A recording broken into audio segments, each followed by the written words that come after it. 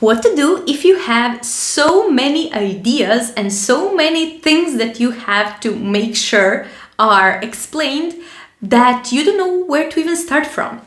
So this video is inspired by a client of mine who was preparing to apply for some grants, and they had to explain their project that is like almost a 10-year project. It's a big project, and they needed to explain all of the technicalities and how are they going to do it and so on. And what they told me was like, there is so many things going on that I don't know where to even start from.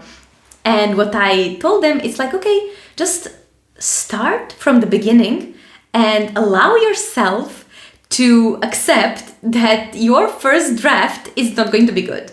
But the good news is that the first draft doesn't have to be good. It only needs to exist. And I have to attribute this sentence to my former PhD supervisor, who told me the same thing when I was writing my thesis. Like, don't obsess over the first draft. It only needs to exist.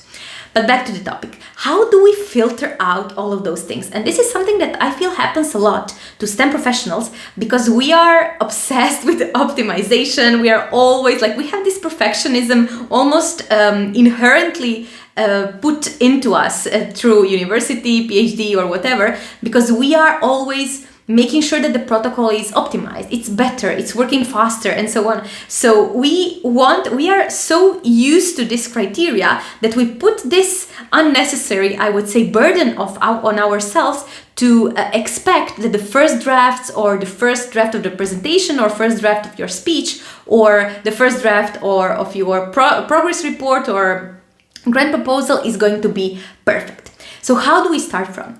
When you have a bunch of stuff going on and you have like this huge project and you don't know where to start from, usually the best question you can ask yourself is this one.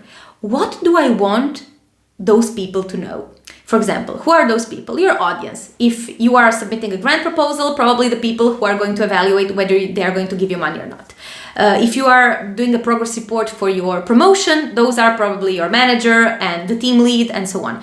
So what do these people need to know? And I feel this question so liberating, because if I had to say, we usually know how to do so. Because when you ask the right question, the answer is quite straightforward. For example, if you're working on, I don't know, cure for some kind of cancer, basically what you want them to know is, I want them to know that we are trying to cure cancer this way.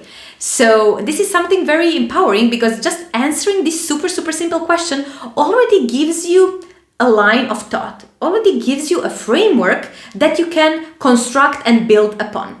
And this is why I feel this question is super powerful. And the great thing about this question is that you can keep repeating it. You can keep asking this same question. For example, when you are doing some introduction, like, what do I want these people to know? Probably you want them to know some context. You want them to know why is this a problem? How are you trying to solve it? And so on. Then when you go into the methodology part, you can again ask yourself, what do I want them to know about the methodology? And so on. This is why I feel this question is super empowering, because it guides you. It sort of gives you this opportunity and vessel in which you can then build your tiny house of thoughts. So, of course, I have to say one thing. One thing is actually knowing. You are like, okay, now I know I have to I have to ask myself this question. But there is like this gap. There's a but between you knowing what should be done and you actually doing it. Because let's face it, this is not some revolutionary method. I learned it, I don't remember from whom, but it's some communication course that I took, and it really worked well for me. This is why I'm sharing it with you. But the thing is applying it. How do I apply it? How do I make sure that I start untangling this mess and making sure that it's a really line of thoughts that makes sense. That's the difference between knowing how to do something and actually doing it. And what I propose is bridging this gap by my coaching program, because this is exactly what we do. So my coaching program is designed for STEM professionals, namely scientists, engineers, data scientists, developers, you name it, who are struggling with exactly that.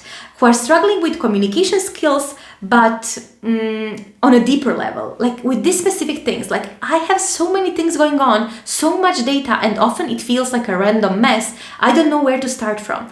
That's what I can help you with. So if you feel that you are struggling with this, that every time you have to give a presentation or do a progress report or just explain your work in a way that makes sense and that brings you the recognition you deserve because other people actually understand what your work is all about.